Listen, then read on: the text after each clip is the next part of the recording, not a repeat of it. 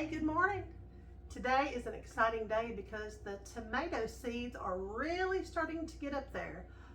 Almost every single one of them has their true leaf and they are ready to be separated, divided, and put into their own pot.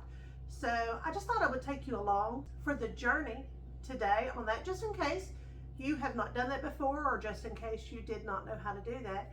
And just FYI, I'm going to forewarn you, I'm not going to do a whole lot of editing on this video just because I don't have a lot of time today. I've got one day off for the next few days, and so I'm going to get that done, and I'm just not going to do a whole lot of editing. So I'm just going to forewarn you in advance, beware of the mistakes because I'm leaving them in there, y'all.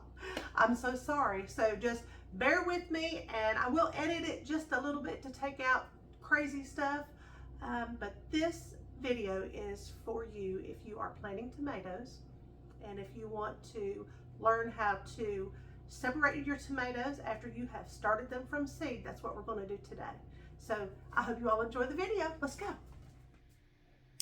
Okay, so here we go. Here is the mess that I kind of started last night. I've got some dirt that I have taken out, and this bag of dirt that I had purchased at Walmart had a whole lot of big stuff in it, so I have kind of sifted through and taken all the big pieces out, and so that's what I'm going to be using to up pot these plants today. So I kind of started on this last night,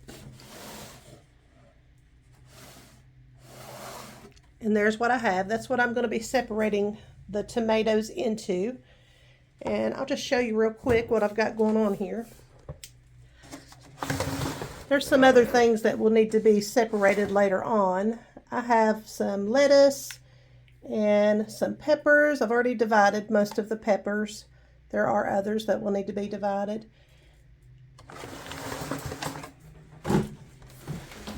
And up here, I have lots more lettuce. Some different kinds of greens, some carrots,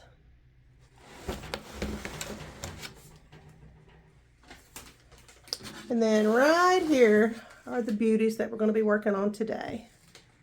All of those tomatoes. I've also got a few other things going on, carrots and beets. But today we're going to be doing tomatoes. So let's get started. Okay, so you can see that I have got a lot of different kinds of tomatoes. So the first thing that I'm going to do is, because I may not have time to separate all of them in one sitting because I do have an appointment I've got to keep today. So I'm going to look at the ones that need to be separated the most, and I'm going to start with that. This little group right here has probably more tomatoes in it than any other in this pack. So I'm going to pop those out and just show you how to do this. So look how many tomatoes are in that. There are multiple tomatoes in that. Let me get where I can see a little bit better.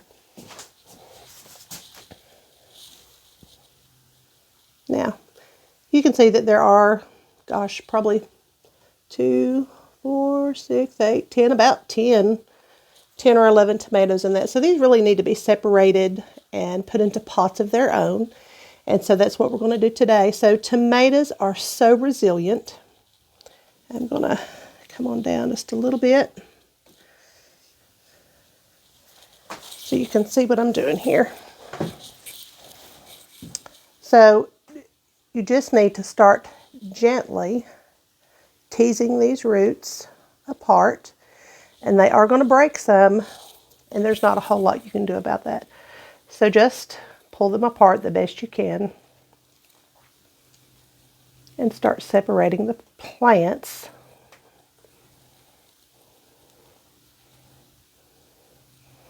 The important thing is, once you separate these, do not leave them laying around with their bare roots exposed. You're going to want to get them in dirt to protect them. So the younger they are, well, once they get their true leaves, I think the sooner you get them.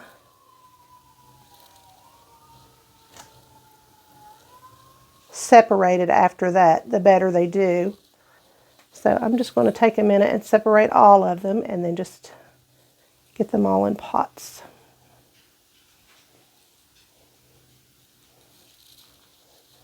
See how each one of them still has the roots intact. It may not be all of the roots that they originally had, but they do still have roots.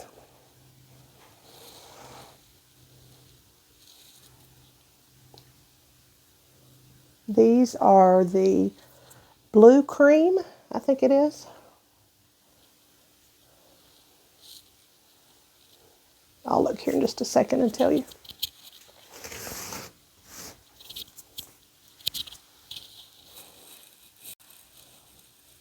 Blue cream berries, that's what they're called. So here's a pot that I have pre-filled. And so literally all I'm going to do is I'm going to poke my finger in it. You can use a marker. I see a lot of people use markers, pens, pencils. You can use anything to put a hole down in there. And you're going to put your tomato in there. And you're going to put it down in there kind of far so that about the only thing sticking up is the leaves. You're going to bury it all the way up to the leaves that are closest to the bottom. And pack it down in there just a little bit. And that's it. See how deep I planted that? And we're just going to continue to do that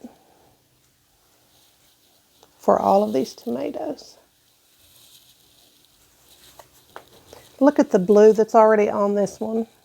I don't know if you can see it in the camera or not. Isn't that pretty? Tomatoes and anything else that have blue, purple, or black on them have an anthocyanin, which is a type of, has anthocyanins, which is a type of antioxidant that is really, really good for you. So anytime you are able to get a hold of something that has the blue, the black, or the purple, then try it out. They're often delicious and they are so good for you.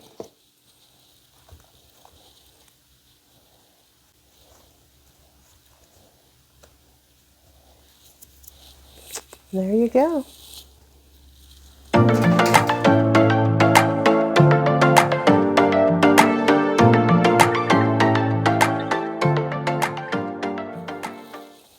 So that was the first batch, and now I have 2 more little plugs of the same kind of tomato. So I'm going to do the same thing. I'm just going to try to tease those roots apart as gently as I can and get all of these ready to plant. Now these are a little bit smaller than I would normally. Let's see if I can show you. These are a little bit smaller than I would normally go ahead and up pot. But because they were in the pot that had to be up potted, it's going to have to be done too, just because the others are being done. So we'll see how it does. I think it'll do okay.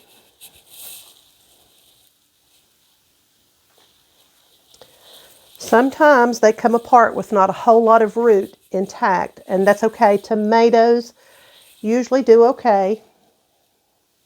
They have little tiny hairs. Let's see if I can focus in on that. Tomatoes have little tiny hair-looking features along the stem that will actually turn into roots once they come in contact with dirt. So that's another reason that tomatoes do so fabulous whenever they are up potted, because they get planted deeper, therefore giving them more contact with those little hair-like structures and giving them more opportunity for roots. So it's a win-win situation.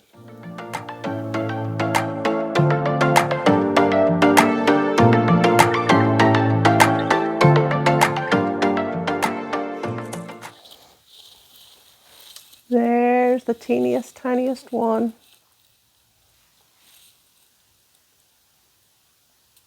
Very, very small. I don't know if it'll make it or not. But I'm one of those gardeners that have a hard time killing any of them. So there we go. There's 20 of them ready to roll. And the way that we are going to water these is from the bottom. I do bottom watering every time that I can.